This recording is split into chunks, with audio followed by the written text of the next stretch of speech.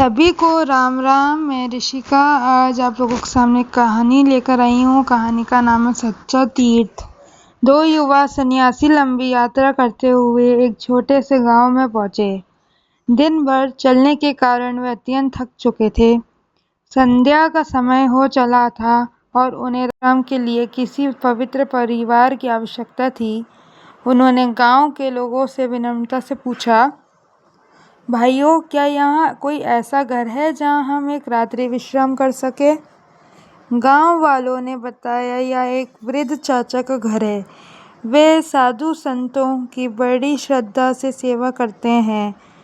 आप वहाँ चले जाइए, वो आपको अवश्य ठहराएंगे। दोनों सन्यासी बताए गए घर पर पहुँचे। वृद्ध चाचा ने उन्हें देखते ही आदरपूर्वक प्रणाम किया और बड़े प्रेम से भीतर बुलाया।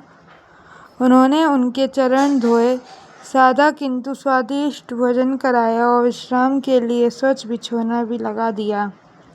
वृद्ध का व्यवहार अत्यंत विनम्र और सेवा भाव से भरा हुआ था। रात्रि में भोजन के पश्चात कथा वार्ता आरंभ हुई। एक सन्यासी ने उत्सुकता से पूछा, चाचा, आपने तब तक कितने तीर्थों का दर्शन किया है? कितनी बार चारों धाम की यात्रा की है? वृद्ध मुस्कुराए और शांत स्वर में बोले, बेटा, मैंने तो आज तक एक भी तीर्थ का दर्शन नहीं किया। मैं यहीं रहकर भगवान का स्मरण करता हूँ और जब आप जैसे संत आते हैं तो सेवा करने का सौभाग्य प्राप्त कर लेता हूँ। यह सुनकर दोनों सन्यासी मन ही मन विचलित हो उठे। वे सोचने लगे, जिसने एक भी तीर्थ नहीं किया उसके यहाँ हमने भोजन कर लिया, यह तो अनुचित हो गया। उनके मन में संदेह और अहंकार की हलचल उठने लगी। रात्रि बीतने लगी परंतु उनके मन को शांति नहीं मिली। वे करवटें बदलते रहे। आधी रात के समय अचानक उनकी दृष्टि आंगन की ओर पड़ी। उन्होंने देखा कि गोबर से लिपे हुए आंगन में एक काली गाय आई और वहां लौटने लगी। आश्चर्य की बात यह थी कि जैसे ही वह लौटकर उठी, उसका शरीर काले से सफ़ेद हो गया और वह अदृश्य हो गई। कुछ ही क्षणों में दूसरी, तीसरी और फिर अनेक काली गाय आई। प्रत्येक गाय उसी प्रकार लौटती और श्वेत होकर विलीन हो जाती। यह अद्भुत दृश्य देखकर दोनों सन्यासी विस्मित रह गए।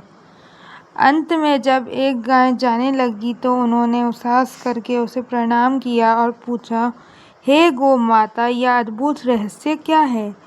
आप यहाँ आकर श्वेत कैसे हो जाती हैं? गाय ने मधुर स्वर में उत्तर दिया, हम सभी तीर्थों का स्वरूप है। मनुष्य हमारे जल में स्नान करके अपने पापों को धोते हैं और उन पापों की कालिमा हम पर चढ़ जाती है। उस कालिमा को मिटाने के लिए हम ऐसे संत पुरुषों के आंगन में आती है जो आत्मज्ञान में स्थित है और निष्कपट होते हैं। इस घर के वृद्ध ऐसे ही महापुरुष हैं जिनकी पवित्रता से हम पुनः शुद्ध हो जाती है। यह सुनकर दोनों सन्यासियों का अहंकार चूर चूर हो गया। उन्हें अपनी भूल का गहरा पश्चाताप हुआ। उन्होंने समझ लिया कि सच्चा तीर्थ बाहर नहीं बल्कि पवित्र हृदय और सेवा भाव में बसता है। प्रातःकाल उन्होंने वृद्ध के चरणों में गिरकर क्षमा मांगी। वृद्ध ने स्नेह पूर्वक उन्हें उठाया और कहा, बेटा, सच्ची भक्ति बाहरी यात्राओं से नहीं बल्कि निर्मल मन और सेवा से प्राप्त होती है। शिक्षा: मनुष्य प्रायः बाहरी आडंबर और दिखावे में सच्चे धर्म को खोजता है, जबकि वास्तविक तीर्थ तो सद्गुणों, सेवा और शुद्ध हृदय में निवास करता है। जिस मन में श्रद्धा, करुणा और विश्वास हो, वही स्थान सच्चा तीर्थ बन जाता है। धन्यवाद। जय जय श्री राम। जय हिंद। सदैव प्रसन्न रहिए। जो प्राप्त है वही पर्याप्त है। जय हो, सदा विजय हो।